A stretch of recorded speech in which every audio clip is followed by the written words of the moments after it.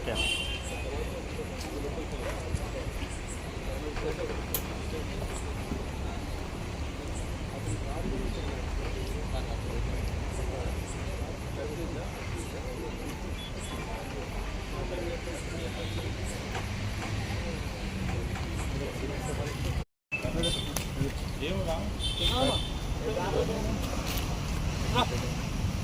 Balaswamy sir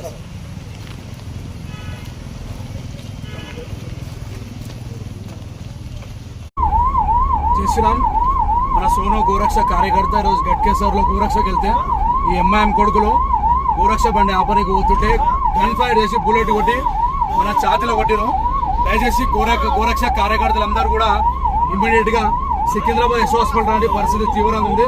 ఎన్నోసార్లు మనం మొత్తుకున్నాం MIM కొడుకులు ఇట్లా గోరక్ష కార్యక్రమం మీద దాడి చేస్తున్నట్టు కూడా పోలీసు వాళ్ళు పట్టించుకోలే. గన్ షూట్ చేసి అర్ధగంట అవుతున్నాయి కానీ పోలీసు వాళ్ళు అక్కడి నుంచి తీసుకురాలేని పరిస్థితి. నేను మళ్ళీ గౌరవ కార్యక్రమం అందరం వెళ్ళి మా కార్లో తీసుకుని శ్రీకాళహస్తి హాస్పిటల్లో ఫస్ట్ ఎయిడ్ చేసి ఇమ్మీడియట్ గా మళ్ళా సికింద్రాబాద్ యశో పోతున్నాము.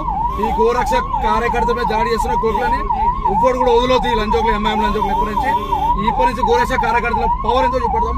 కార్యకర్తలు అందరూ కూడా ఇమ్మీడియట్ గా యశోద హాస్పిటల్ రావాలని చెప్పి సికింద్రాబాద్ యశో హాస్పిటల్. జై శ్రీరామ్.